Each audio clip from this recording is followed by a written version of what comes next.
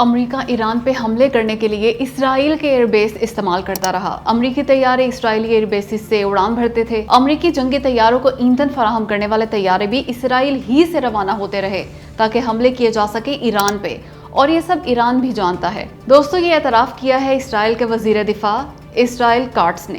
اب بتائیں کچھ اور ثبوت چاہیے ایران کی منافقت کا؟ خود اسرائیلی وزیر دفاع نے تسلیم کیا کہ ہاں، ہمارے اڈوں سے حملے کیے امریکہ نے، ایران بھی جانتا ہے یہ سب۔ اب بتائیں اس کے باوجود ایران نے اسرائیل کو کچھ نہ کہا، تنکا تک نہ پھینکا اسرائیل کی جانب۔ آخر کیوں؟ وہ تو خلیجی ممالک پہ یہ کہہ کے حملے کرتا رہا کہ ان ممالک میں امریکی اڈے ہیں، ان اڈوں کی مدد سے کرتا ہے وہ ایران پہ حملے، جبکہ یہ ممالک انکار کرتے رہے، کہتے رہے نہیں کی مدد امریکہ کی ایران پہ حملوں میں۔ لیکن ایک نہ سنی ایران نے اور کھنڈر بنا دیا ان ملکوں کو۔ دوسری جانب اپنے منہ سے کہہ رہا ہے اسرائیلی وزیر دفاع کہ اسرائیل کے اڈے استعمال کیے امریکہ نے ایران پہ حملوں کے لیے، پر ایران خاموش ہے۔ نہ حالیہ جنگ کے دوران حملے کیے اسرائیل پہ، نہ آئندہ کرے گا۔ تبھی تو لوگ الزام لگاتے ہیں کہ ایران اسرائیل کے ایجنڈے پہ کار فرما ہے، اسرائیلی ایجنٹ ہے پاسداران انقلاب۔ ویسے شرم آنی چاہیے پاسداران انقلاب کو، کم از کم کوئی بیان ہی دیں اسرائیلی وزیر دفاع کے بارے میں۔ لیکن کیا بیان دیں گے؟ اسرائیلی وزیر دفاع تو خود مان رہا ہے کہ ہاں کی مدد امریکہ کی ایران پہ حملوں میں اسرائیل نے۔ ایسے میں پاسداران کیا کہہ سکتے ہیں بھلا؟ کیا یہ کہیں گے کہ نہیں کی اسرائیل نے امریکہ کی مدد؟ اسرائیل تو معصوم ہے، معصوم۔ آر یا پار، یا تو امریکہ ایران مذاکرات شروع ہو جائیں گے اور حتمی معاہدہ بھی ہو جائے گا، یا پھر دوبارہ جنگ شروع ہو جائے گی۔ اور اگر دوبارہ شروع ہو گئی جنگ تو پھر رکنے کا نام ہی نہیں لے گی۔ اس کی وجہ ہے نیتن یاہو کا دورہ امریکہ۔ امریکہ کے دورے پہ ہیں اس وقت اسرائیلی وزیر اعظم۔ سب کو معلوم ہے نہیں چاہتے نیتن یاہو کہ امریکہ کی صلح ہو جائے ایران سے، وہ جنگ جاری رکھنا چاہتے ہیں۔ ہر ممکن کوشش کی انہوں نے مذاکرات اور معاہدہ سبوتاژ کرنے کی۔ اب بھی ایسا ہی کریں گے وہ۔ اگر تو ٹرمپ ان کی باتوں بلکہ اثر میں نہ آئے تو سب سیٹ ہو جائے گا، لیکن اگر ٹرمپ پہ حاوی ہو گئے نیتن یاہو، اپنی بات منوا لی انہوں نے، تو پھر بھول جائیں ان کو، پھر جنگ ہوگی، جنگ اور وہ بھی طویل۔ تاثر یہی ہے کہ اسرائیل نے ہی مجبور کیا تھا ٹرمپ کو ایران پہ حملے کے لیے۔ ایسا وہ دوبارہ بھی کر سکتے ہیں، مگر نائب صدر جے ڈی وینس خلاف ہو گئے ہیں اسرائیلی وزیر اعظم کے، وہ شاید ایسا نہ ہونے دیں۔ خیر، توقع تو اچھائی ہی کی رکھنی چاہیے، پر کچھ بھی ہو سکتا ہے، کچھ بھی۔ چھوڑ ایران لڑائی کو، آبنہ ہرمز کھول اور ڈالر کما۔ ڈالر، دوستو، یہ کمال کی تجویز دی ہے عمان نے ایران کو۔ کہا آبنہ ہرمز ہے ایران اور عمان دونوں کا مشترکہ علاقہ، اسے کھول دیتے ہیں، مشترکہ کنٹرول کرتے ہیں اسے، اور رکھتے ہیں فیس۔ جو تو جہاز اس آبی گزرگاہ سے گزرے گا فیس لیں گے اس سے۔ اور مزے کی بات یہ کہ خطے کے تمام ممالک بھی راضی ہیں اس پہ۔ دوستو، یہ خبر دی ہے رائٹرز نے۔ لکھا، عمان نے آبنہ ہرمز کے انتظام کے لیے مشترکہ علاقائی میکانزم کی تجویز پیش کی ہے۔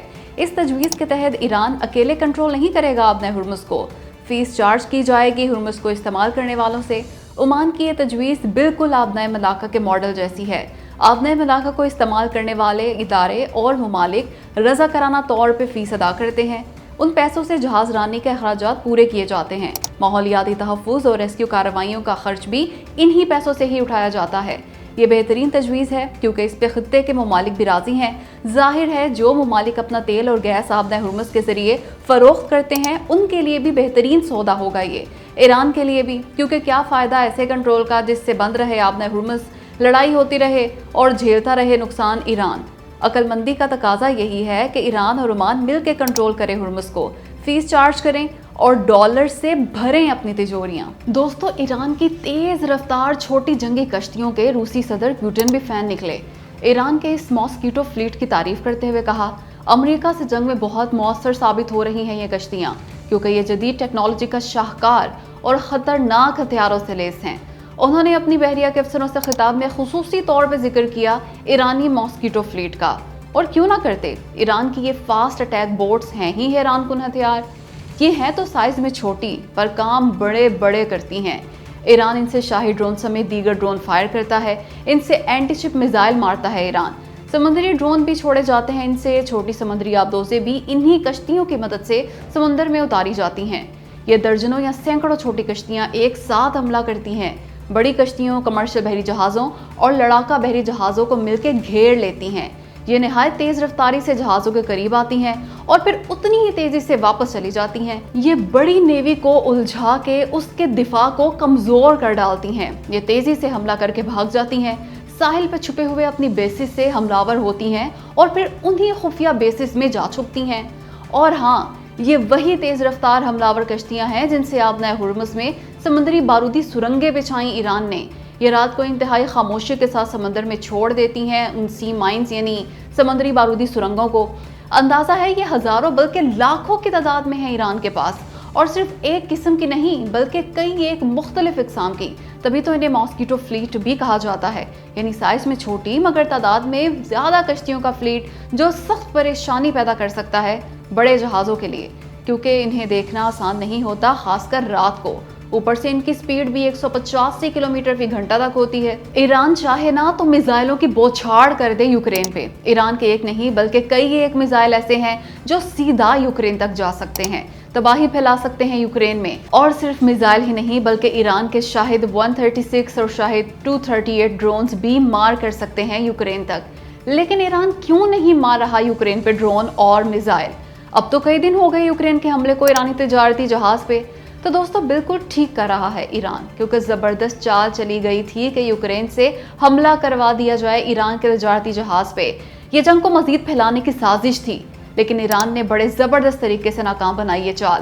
سفارتی طور پہ مذمت کی یوکرین کی اس حرکت کی، ہو سکتا ہے اس کے جہاز پہ حملہ بھی کر دے ایران، لیکن کبھی یہ نہیں کرے گا کہ یوکرین پہ ہی اٹیک کر ڈالے، کیونکہ پاگل نہیں ایران جو یورپ کو بھی گھسیٹ لے اس جنگ میں۔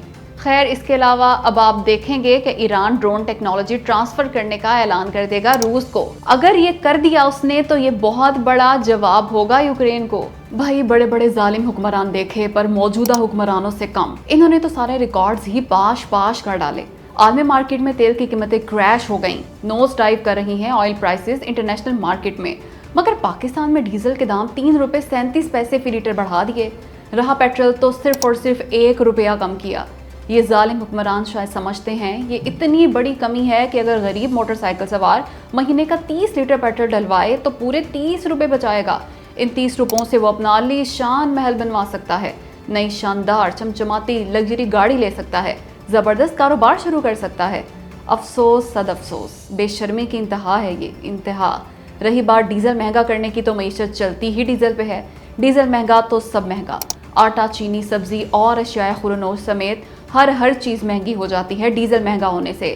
مگر ان ظالم حکمرانوں کو اس کی کیا پرواہ؟ ان کی بلا سے دنیا کی حکومتیں غربت ختم کرنے کے ایجنڈے پر کاربند ہوتی ہیں، مگر یہ ظالم حکمران غریب ختم کر رہے ہیں۔ مگر جو ہو رہا ہے بالکل ٹھیک ہو رہا ہے۔ جب تک یہ قوم باہر نہیں نکلے گی یوں ہی ظلم ہوتے رہیں گے اس پہ۔